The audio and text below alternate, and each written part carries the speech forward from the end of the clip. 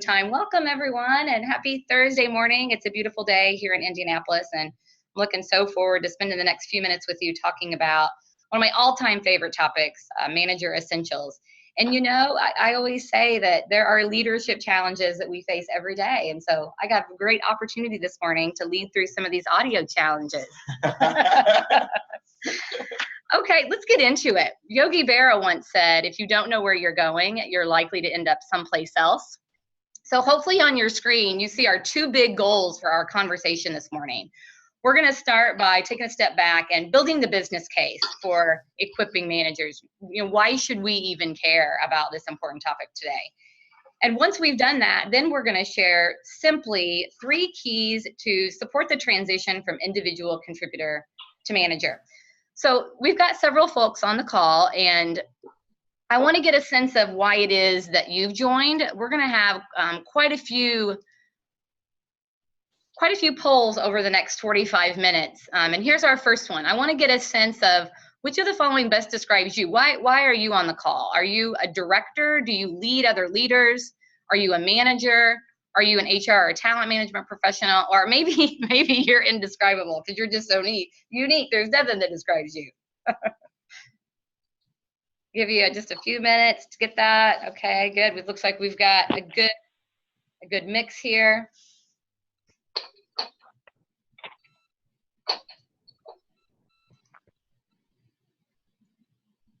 Awesome. Well, as you can see, we've got multiple folks on the call who can't even be adequately described. So this is going to be fun.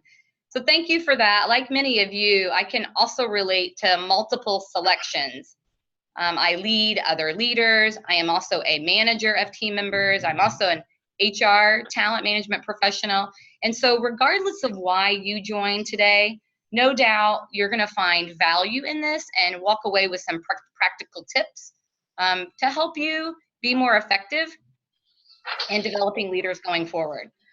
So just some quick insight into who I am as a facilitator, and that'll give you a sense of why I'm sharing this message today. So my personal mission is to help others discover their full potential. So throughout my entire career, I've naturally gravitated to manager and leader development. I'm a certified executive coach, work a lot with senior leaders and executives all over Indianapolis and the country to just help them be effective in guiding their organizations and inspiring individuals around a shared vision. I've had the opportunity to do some really great work throughout my career, and as a leader myself, I get that leadership is hard. It's really important for all leaders to have a coach and a support system. I've also been real fortunate to get to lead HR teams and businesses. So I've personally experienced the many, many challenges that come with increasing your influence. But I think that that's what life is about, is rising to the challenge and continuing to grow and develop ourselves. But no one wants to listen to just one person talk for 60 minutes. So I've engaged a very special guest to join us for this conversation. I'd like to introduce Paul Spinella. Woo, let's get Paul. Right. Hey, good morning, everybody. Really excited to be here. I just noticed you have a smiley face at the end of your last name, by the way, so very envious of that. But yeah, great morning. Great to be in the room with each of you, so Joe and Andrea. What it doesn't say on there is I'm also a certified cultural trainer through the Culture Works, which is 2 terrific authors. So I like to think that I'm going to bring a great perspective on kind of the value of having that effective environment for a manager to succeed. And also a father of 2 boys. So I think that great management starts at home, and I get coached every day. So absolutely. So Paul and I can both relate to the challenge of being promoted to a leadership role without a lot of support, right, Paul? Absolutely. When I was first promoted to manager at an organization called Premier Farnell many, many, many years ago, I felt like this guy. Yeah, I made it. I called my mom and I got promoted. I'm a manager now. And, all of those feelings that go with that. And I had a lot of people that had said to me, you've been really good as an HR generalist. I'd been good in my individual contributor role. So no doubt I'd be good as a manager. Well, then I was like, this guy. What in the world? What happened? Why isn't my team doing what I asked them to do? What's all this extra stuff I'm supposed to do? And how do I get my work done? Yeah, I would suspect that many of you on the call can relate to that, probably nodding your heads, because you know what I'm talking about. This scenario is playing out every day in organizations around the world, right, Paul? You've seen it, you see it. We promote people because they're good at what they do without considering the new set of competencies we're expecting them to take on. That's the kicker. We assume that people will perform in a manager role because they've been good individual contributors. But that's a really bad assumption because a big portion of new managers aren't doing well. And new managers, so here's the real thing. Like, how do you know what success looks like unless somebody tells you? So what ends up happening is you're making it up on your own as you go. So this scenario is playing out all over the place. So there's a recent study from the CEB group that confirms this. So another quick poll before I share the data with you. What percent of new managers do you think underperform or fail in their first 2 years? What do you think?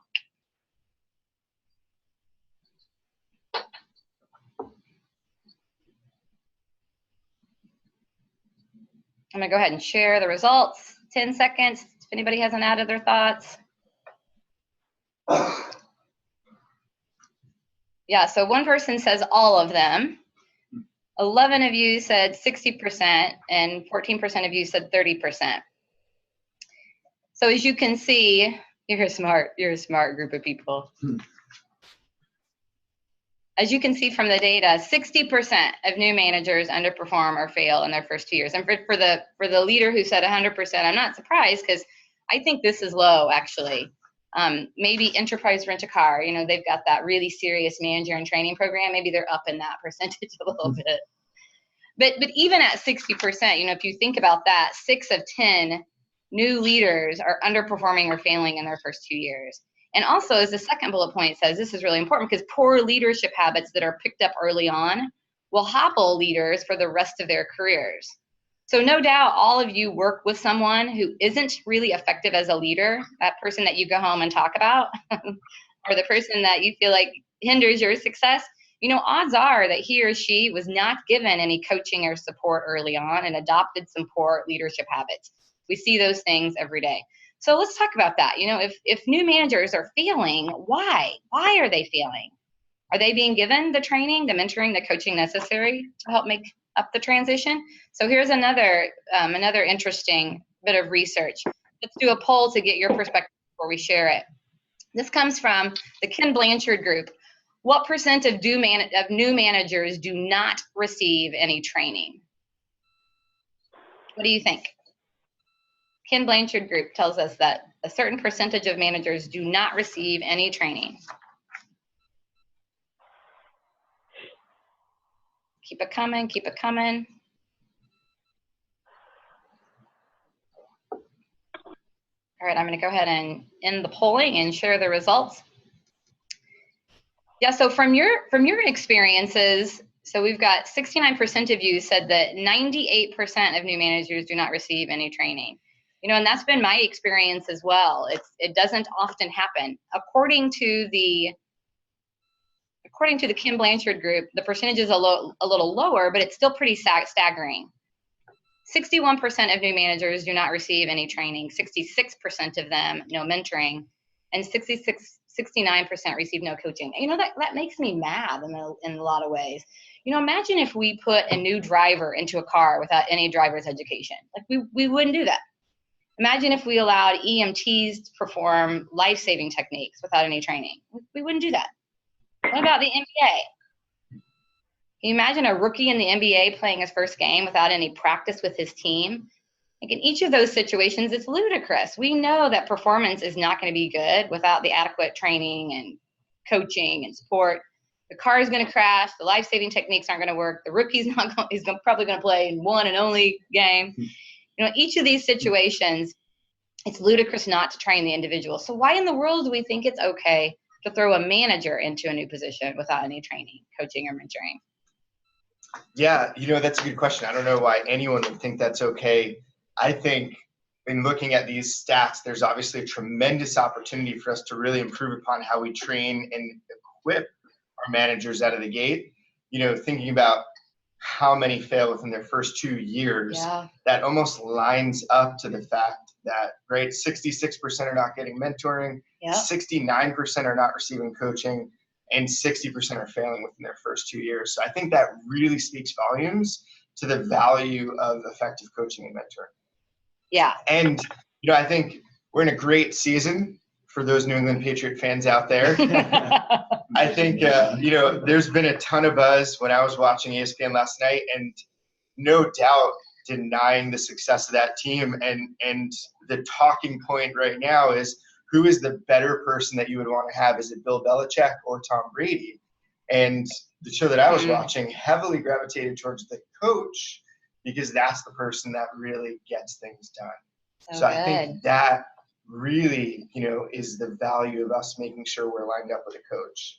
Because no matter what our playing level is today, we can all be the Tom Brady's tomorrow with the right coach there. Yeah, great example. The power of coaching, and we can see the impact that has on new leader success.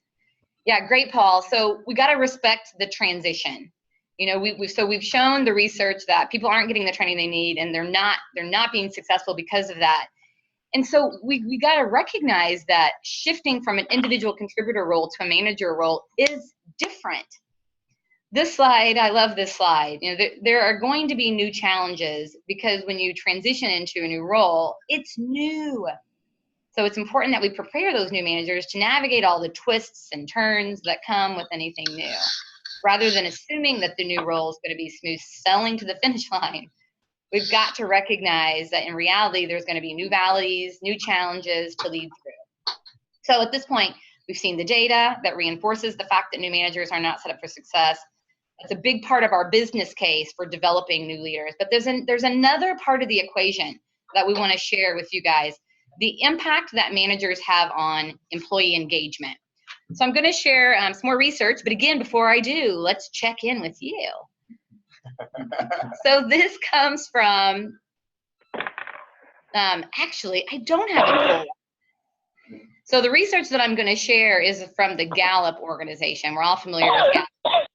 And they look at the impact that the manager has on employee engagement. So just think about that for a second.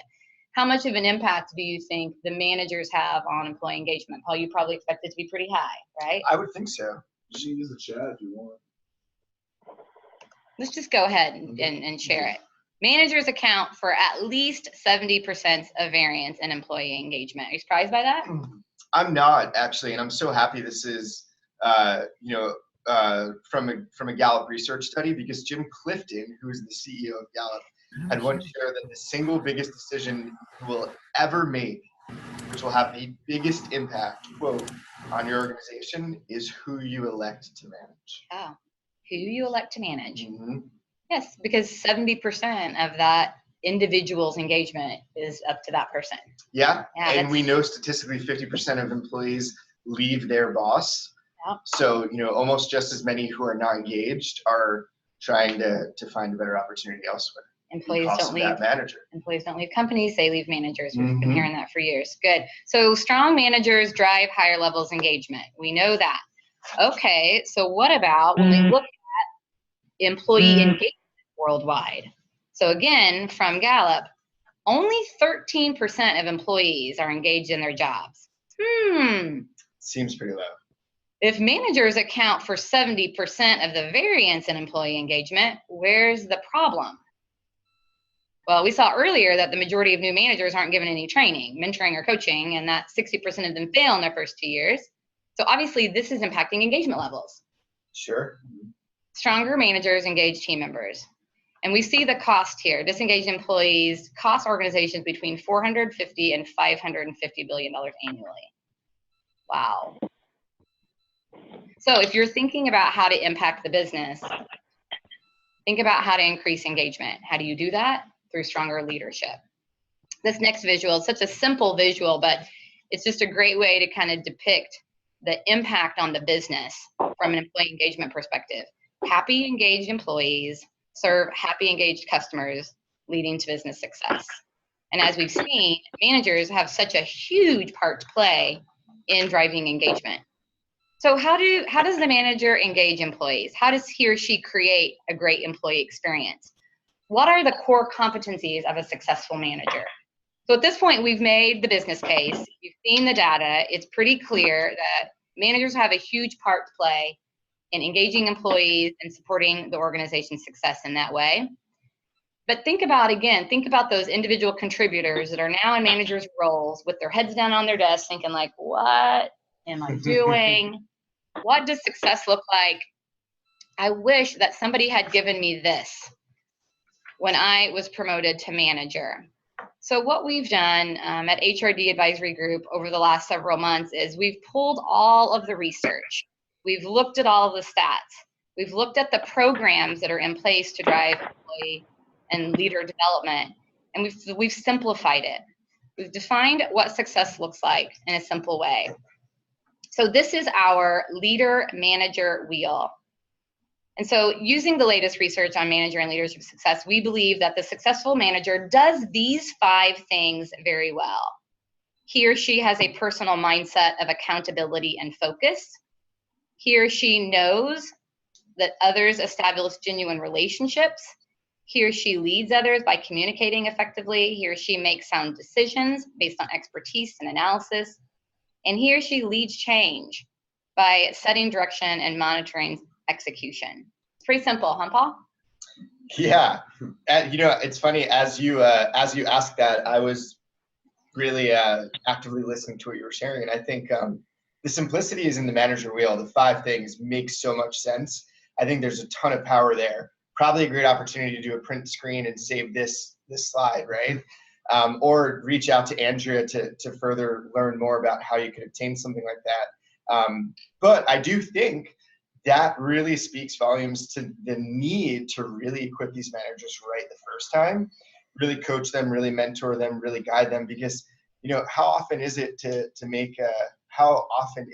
easily make a sound decision and have the right research to do so, or even understand what a personal mindset is. Yeah. So I think you got it. We need to sometimes reach out to others to really understand this. Absolutely. And it's intentionally called the leader manager wheel because both leadership and management are critical to success. Think about it. A successful manager must be a good leader, and a successful leader must be a good manager.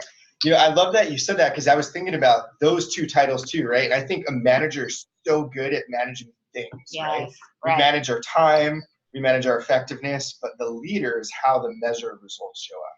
And I think that's probably the results drive piece, right? Well, the root of the word manager is manus, which actually means hands. So you got it. It's those hands-on activities. Mm-hmm. The root of the word leader means to guide. So again, it's the guidance, direction, support, and the hands-on tactical day-to-day. Like those 2 go together to support someone's success. So it takes all these competencies to satisfy success in a leader manager position. And again, think of this as a technical skill. So again, it's like we put somebody into a new role and just expect them to be successful. Right. But think of it as a technical skill that needs to be developed just like any other technical skill, like driving a car or saving a life or playing basketball, like we talked about earlier. It's in exploring and developing these skills that a manager gets better. Sure. So we want to hear from you guys. In your experience, what is it that most new managers struggle with the most? So open up your chat feature. What do you believe that most new managers struggle with the most? So for me, it was knowing what success looks like. What about for you guys? Let's get some feedback flowing through the chat. What is it that most new managers struggle with?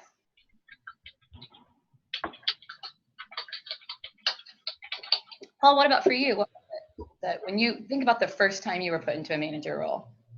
Yeah, similar to what you just shared. I think I really needed feedback on what an effective leader looked like, and that is what gave me the opportunity to have that self-assessment.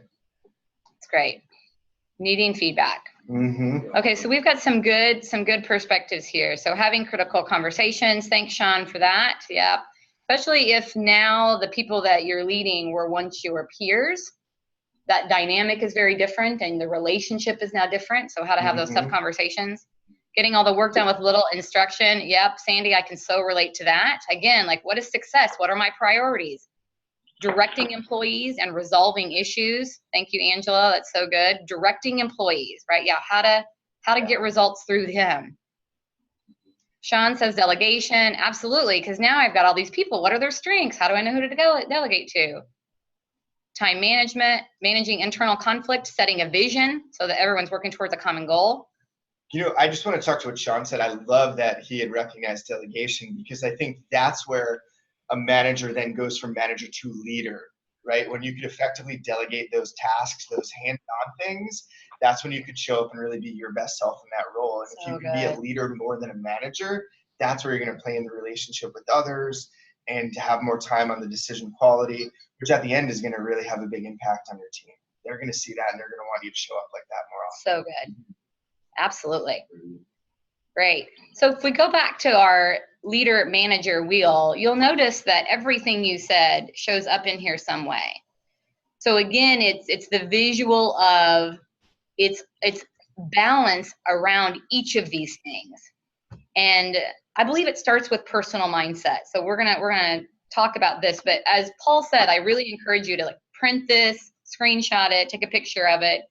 It's just a good visual. I know for me as a leader, it's a really good visual. If I'm struggling with something, I'm gonna take a step back and go to my leader manager wheel. Where do I need to focus right now? Maybe it's me. Maybe it's a relationship. Maybe I'm not clear on results. Maybe I'm not making a decision quickly enough, right? So good guide there.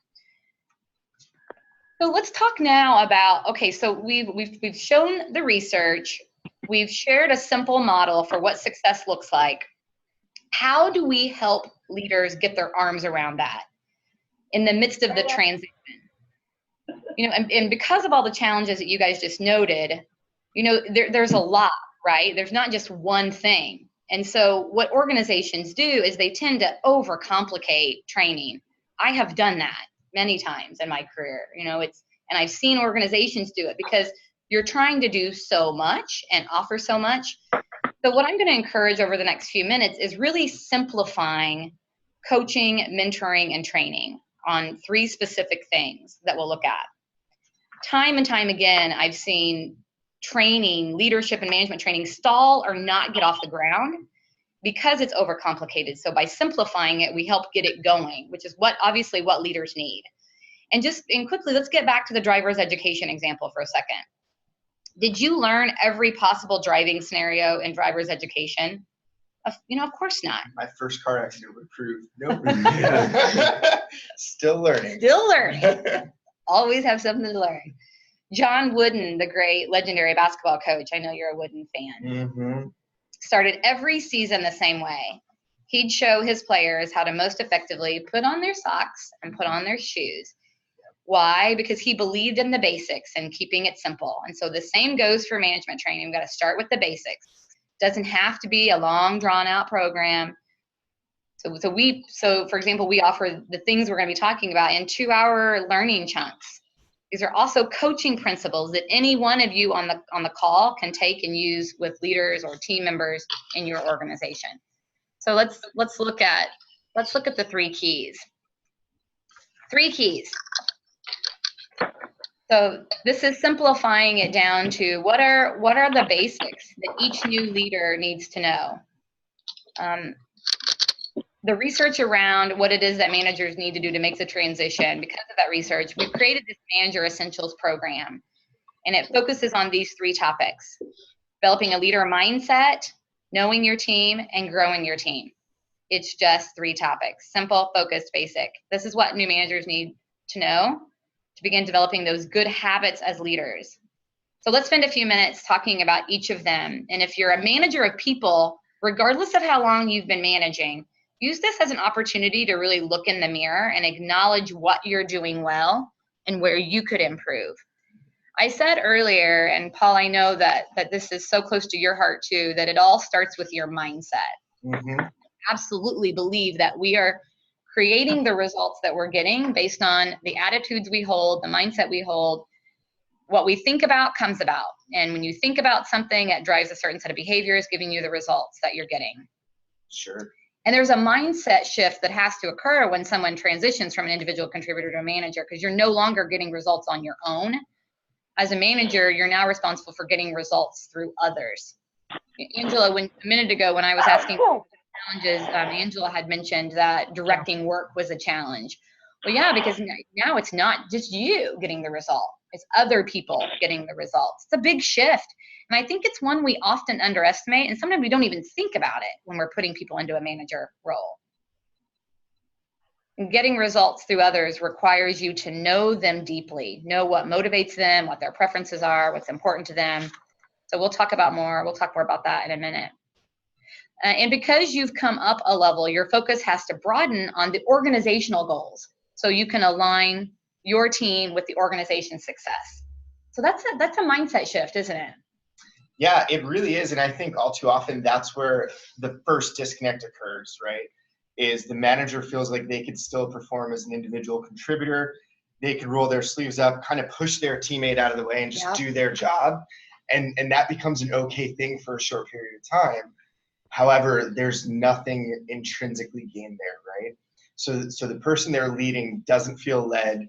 They don't gain new competencies, which in turn allows the manager to be more successful and spend their time somewhere else. And I think once again, that is such a great example of why the manager wheel is so powerful. Yeah. To reflect on that, have that really be the roadmap of, okay, what am I doing today? What am I managing today? Where am I managing in today?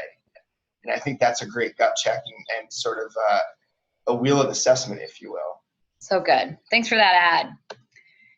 Another big part of mindset is the level of ownership that you have over your thoughts and your focus. And so this is a really great visual in our workshop, Developing Your Leader Manager Mindset. We take leaders through this accountability model that asks them the question, where are you? Location, location, location. Where are you? At any given moment, you can stop and think about, is my mindset above the line or below the line? Above the line thinking is open and curious and focused on growth. Below the line thinking is blame-oriented, fear-based, and defensive. And here's the kicker. When I work with leaders on this model, they're often surprised to hear that we're hardwired to go below the line because of our fight or flight tendencies. It's normal to feel closed off and to rationalize and justify. But it's just not helpful as a new manager engaging with others. We've got to be aware of our thinking process and actively work to manage how we're thinking and what we're thinking about. Again, because thoughts become things, and where your attention goes, energy flows. So if you're focused on, this isn't working, he's not giving me what I need, that's what you're going to get. So this is the first step in trusting relationships with others, which is the second part of our model. This is the crux of developing that manager mindset. Recognizing the transition and recognizing where your thoughts and where your focus is. Is it above the line or below the line? Okay, so we've talked about mindset. Again, it starts with mindset because you're creating it all as you go. And once you've wrapped your arms around a leader, manager mindset, then you're in a really good position to lean into your team. I think about the importance of mindset first, Paul, and I always think about when you're traveling and they provide the safety instructions at the beginning of the flight. They say that in the event of an emergency, the oxygen mask comes down. What are you supposed to do with the oxygen mask? Right, you're supposed to put it on the person next to you. No. Right, is that wrong? Did I get that wrong? Oh, put it on yourself first. If it's a baby. Yes, put it on yourself first. That's the lack of confidence. If you put it on that person next to you, you pass out. That's servant leadership, Andrea. That's what that Clearly we're in the moment and doing this as we go. That was a curveball. No, you're spot on, and I love awesome. I love that you just asked that for two reasons. One, obviously, I needed that reinforcement and reminder. You got to put the oxygen mask on you. Right. But I have always felt, and saying this aloud often gets some really unique responses, but I've always felt that the most effective leaders and managers were often the most selfish people. Because if your cup is if you're never filling your cup up, then it'll never overflow and have an impact on others. Yeah. How are you going to help others? Right, exactly. So same concept same concept. Why you got to start with your mindset. Put the mask on me first. Put the mask on you. Okay. Yeah, I'm glad you got that reminder this morning. So now that you're full of oxygen, you're in a position to lean in and know your team. I recently had lunch with a senior director from an IT company at a telecom company. He's in IT at a telecom company. He was sharing his success with his current team that he's been leading for the past couple of years. And when he took over the team, their performance was ranked 12 out of 12. So that's not good. That's not good compared to other IT teams within his business based on their performance metrics. And today they're ranked second. So I was asking him about that transformation and how that had happened. And he said this: the reason we went from 12th to second was not because I went over spreadsheets. It's because I knew those leaders inside and out. I just thought that was such a good reminder, how well do you know your teams? So we're gonna share some keys around knowing your team. But before I do that, I want to do another poll. I just think this is so valuable. When you think about the people that you lead every day, how well do you know their strengths, their style and preferences, what's important to them? So I've created this so that you can choose multiple. Which of the following would you say you know really well about each of your team members? How well do you know their strengths, their style, their preferences, what's important to them, their career aspirations, their learning styles, the name of their spouse or significant other, the name of their kids?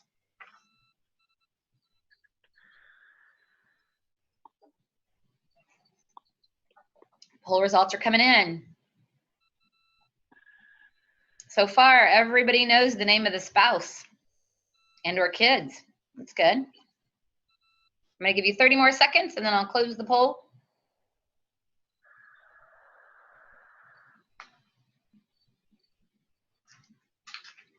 Okay, so it looks like for most of you on the webinar, so you know their family, which is a great place to start. You know their strengths. Those are our top two. Next then is what's important to them, what they value. You know their style and their preferences, whether it's their DISC style or their MBTI style or what motivates them.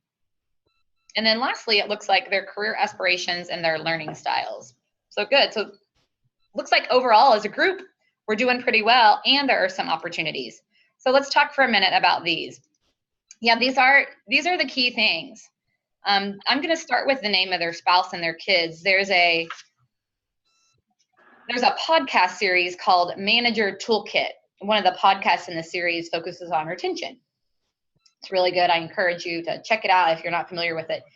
In that podcast, the author notes that the greatest gauge to the level of retention within a team is whether or not the manager can name the spouse and kids of each team member. Isn't that interesting? Because the logic there is that if you have that level of knowledge and understanding about your team, you're in good shape. Yeah, well, we spend, is it 60% of our life at work? Yeah. Or 60% of our time, right, is spent at work. So what's the first thing we do when we come home from work? Is we usually talk about work.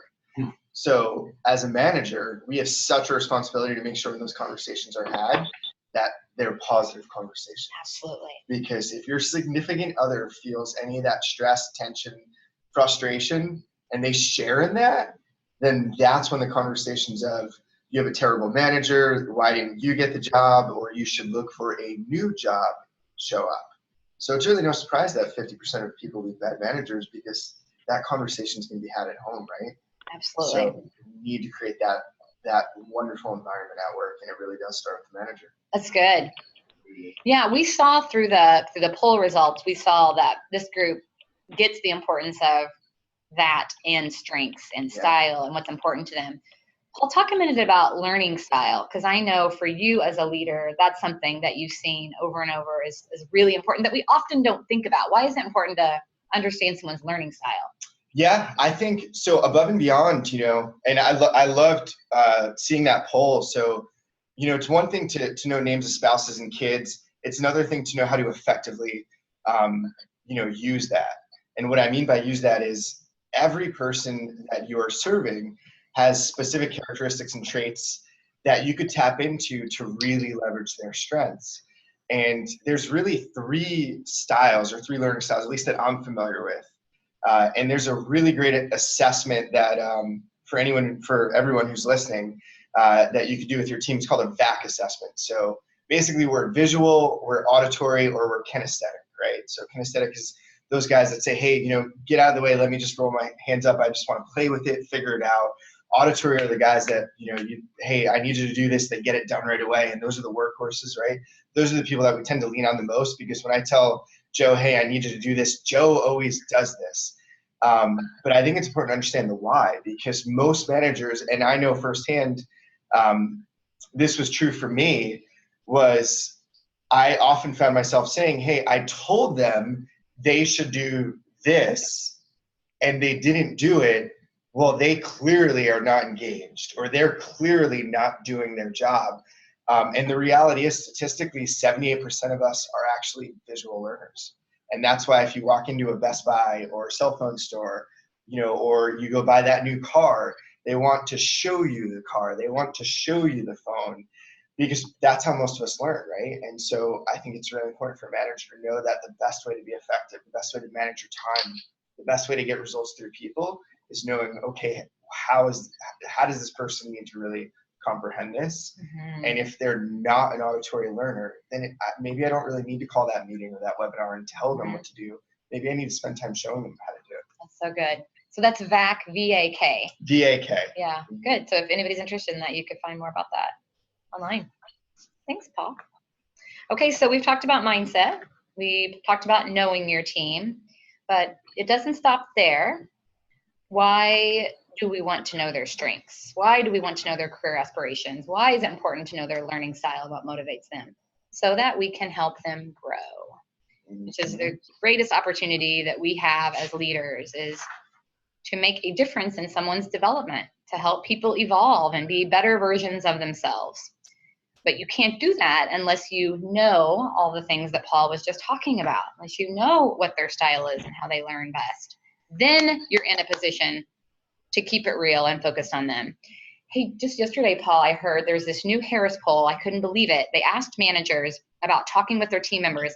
70% of managers in this Harris poll said that they were afraid to talk with their team members. 70%. Really? Which is in line with that previous slide that we saw, right? Yeah. Yeah.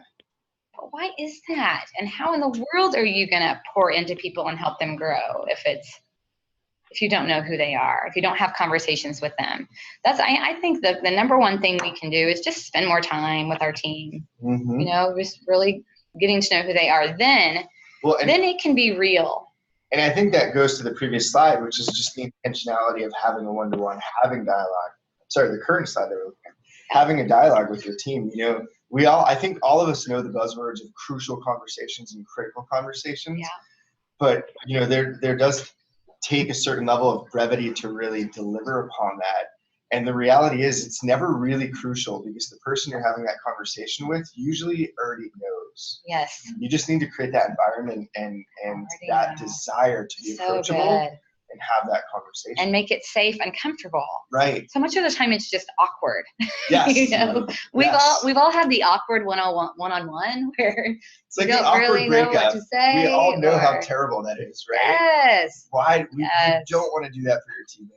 Yeah, which is why the subtitle of this slide is keep it real and focus on them. And if it feels awkward, acknowledge that, how can we, if I'm a manager and something feels awkward, I'm going to acknowledge that. It's important that we connect and that we work well together. And so let's talk through that. Yeah. I remember a manager I once had, every one-on-one that I had with him was his agenda. It's here's what I want you to do. Mm-hmm. And so any time I needed help with something, I had to schedule time with him. And I think that's just not what a one-on-one is about. Right. I agree with you 100%. I really think it is about serving the other person. I saw there was a LinkedIn post that went incredibly viral, and its whole idea was basically asking someone, is it okay to ask someone, how are you doing today? Mm-hmm. And there was so many different wonderful perspectives that showed up. But I think as a manager, that's really the easiest way to just, start off that one-to-one is just, how are you doing today? How are you? Right. How good. are you?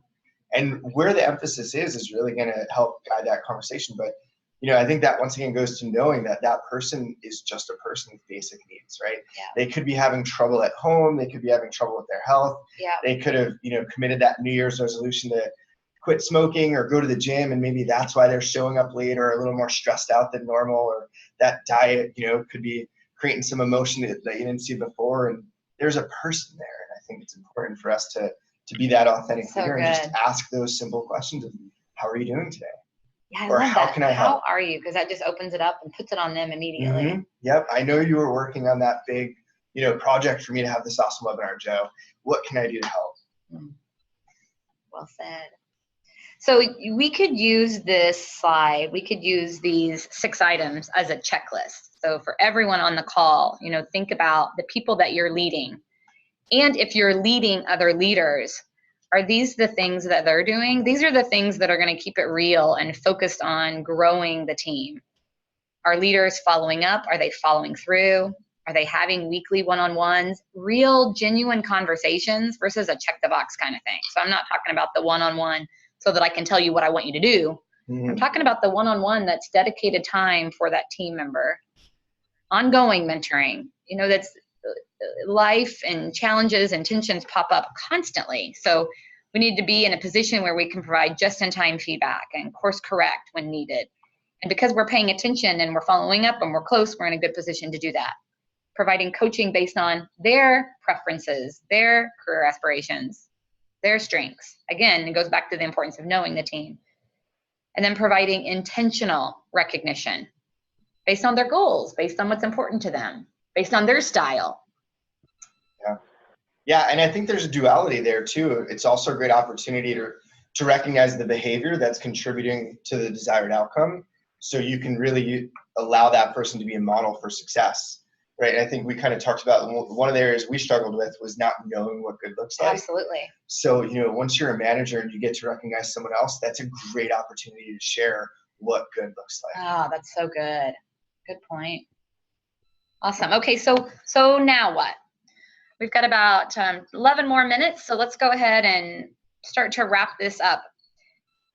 So you've spent the last 40-ish minutes, right, really getting the business case for the importance of developing leaders. The research is there. It's clear that overall we're not doing a good job of equipping leaders to be successful. So we've given you a wheel of what success looks like, and we've focused in on mindset, knowing the team, and growing the team. Very simple. So what do you do now? So if you are a leader of other leaders, you have a responsibility, right? Because you are helping them to influence and know and grow the people that they lead every day. So share the research with them. Talk with them about the importance of mindset. I would suspect if you're a leader of other leaders, you're probably leading people who are doing a lot of the work. Help them get results through others and transition more away from doer to leader. I see that every day. If you're a manager, check in with your mindset. Are you above the line? Are you below the line in your thoughts? Are you taking ownership or are you blaming? How well do you know your team? Are you using that information to grow them and to pour into them? And if you're an HR and talent management professional, execute on a simple process. I feel your pain. I've been in many HR leadership roles, and I know that you're wearing many, many hats. I'd love to partner with you and kind of help you put a simple process into place. It's a simple process that allows new managers to explore and practice new skills. It's not unlike driver's education or that rookie training for his first game in the NBA. Those are technical skills that need to be developed for the manager to be successful and engage people so that the business can result from that. All right, so I'd love to get your perspective. What actions will you take based on what you learned today? So let's go to our chat and just share some of your takeaways. Was there a key nugget that you heard that you're going to focus on? Is there a conversation that you want to have with one of your team members? Let's just get some feedback going. What were some of the things that you took from our conversation?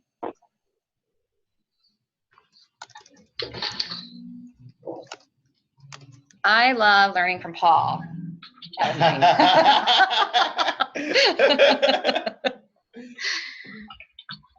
Yeah, good. Isabel says, knowing your team. So good. Just lean in. True one-on-ones are critical. You got it, Joe. Get to know your team. Yep.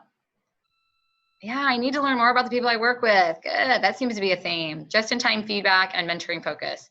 Listening to their needs. Yes, good, good. Develop a new manager toolkit packet. Yes, awesome. Thank you, Angela. If the above, the below the line visual would be good. Refresher. Yes.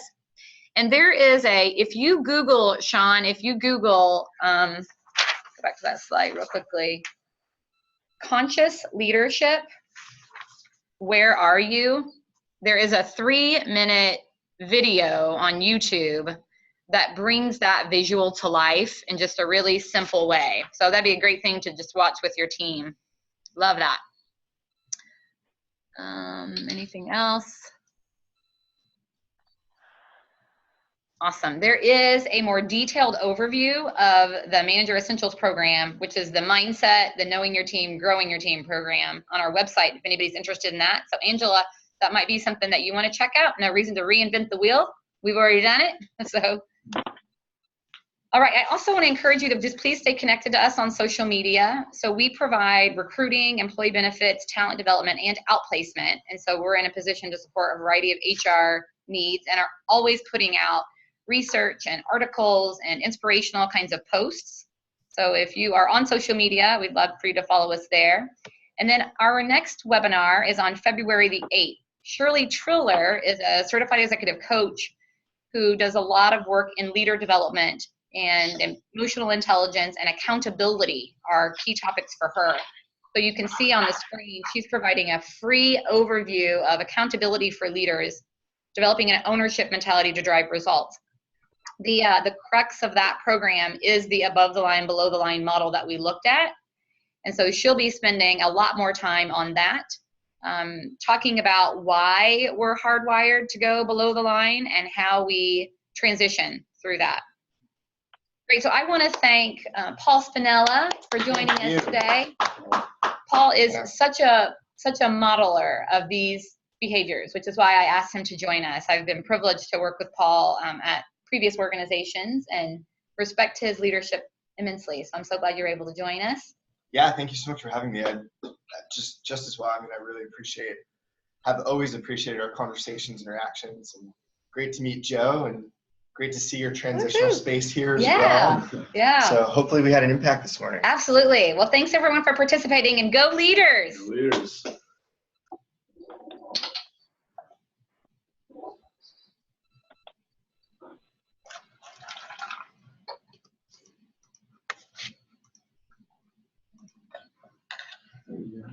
Recorded, I got all.